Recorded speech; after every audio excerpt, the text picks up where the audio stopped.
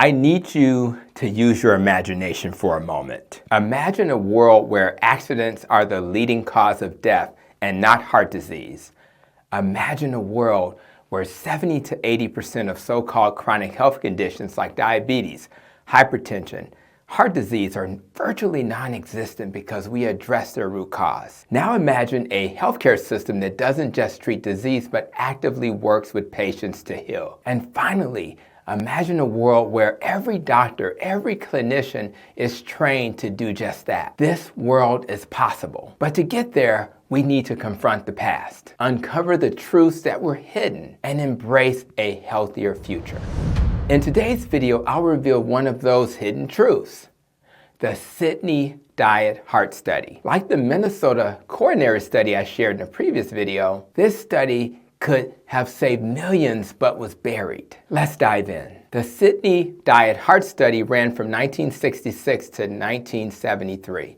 It was a randomized controlled trial involving 458 middle-aged men who had suffered a coronary event such as a heart attack before the study began. The study aimed to test the belief heavily promoted by Ancel and his 7-country study that replacing saturated fat with polyunsaturated fats would reduce heart disease. The participants were split into 2 groups. The intervention group replaced saturated fats like butter and animal fat with margarine and vegetable oils, high in linoleic acid, a type of omega-6 polyunsaturated fat. The control group continued eating their usual diet, which included saturated fats. This was a meticulously designed study, and its results should have been groundbreaking. When the data was analyzed, the findings were shocking. The group consuming more polyunsaturated fats experienced a higher risk of death from all causes, including cardiovascular disease and coronary heart disease. In fact, the more their cholesterol dropped, which was the intended outcome, the greater their risk of dying became. Let me repeat that.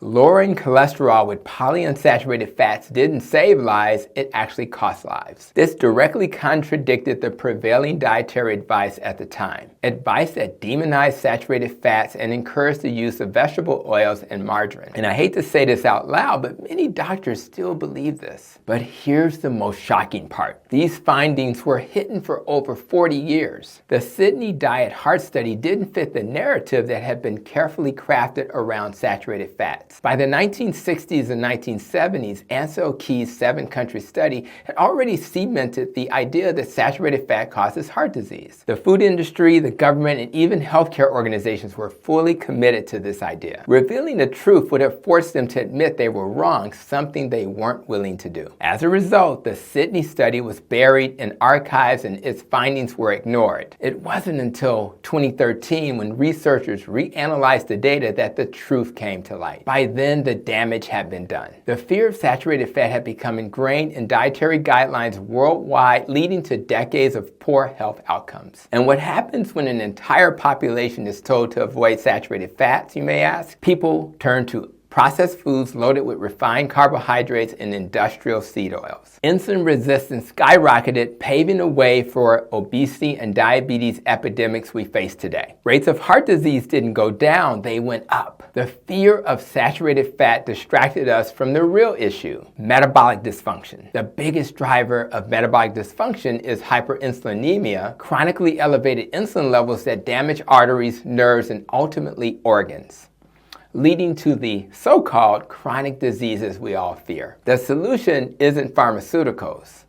It's addressing the root causes, our diet. Now imagine again if the Sydney Diet Heart Study or even the Minnesota Coronary Study had been shared with the world when they were completed. Millions of lives would have been saved. The war on saturated fat could have ended before it began. Generations could have grown up free from the fear of butter, steak, and eggs. But it's not too late to change our future. Now that we know the truth, we can act. Fixing metabolic health starts with the food we eat. Low-carb, keto, and carnivore diets have proven to reverse insulin resistance and restore health. But true health requires more than diet. Sleep is essential for recovery, exercise strengthens the body, and stress management calms the mind. Here on the south side of Chicago, we're building a new model of care, the ambulatory forward model. Backed by a $1 billion investment from Advocate Health, this model focuses on prevention and healing and keeping people out of the hospital by addressing the root causes of disease. But we need more than new models of care. We need a new medical specialty, metabolic medicine. Doctors and clinicians trained to focus on metabolic health as the foundation of all health. And organizations like the Metabolic Revolution and the New American Diabetes Society are leading the charge. If you're hearing this message, here's what I want you to do. Number one, educate yourself and others. Share this video and start conversations about the importance of metabolic health. Number two, support the Metabolic Revolution and the American Diabetes Society by visiting their websites at metabolicrevolution.org and the American Diabetes Society.org to learn more and to contribute to their mission. Number three, make changes in your own life. Focus on a low-carb, nutrient-dense diet.